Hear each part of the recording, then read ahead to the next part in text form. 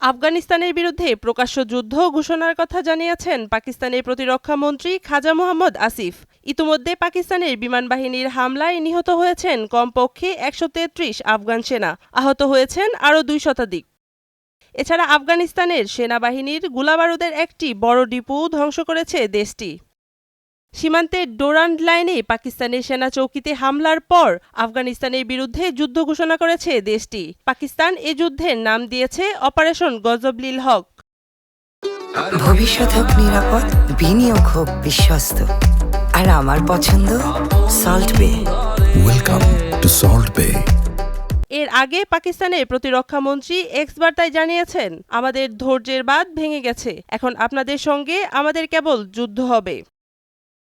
উল্লেখ্য, পাকিস্তানি সীমান্তে সামরিক অবস্থান লক্ষ্য করে বৃহস্পতিবার হামলা চালায় আফগানিস্তান। হামলায় কয়েকজন পাকিস্তানি সেনা নিহত হন এবং কয়েকজন সেনাকে অপহরণ করে নিয়ে যায় আফগান সেনারা। মারিয়া সামিয়া, নয়াদিগন্ত।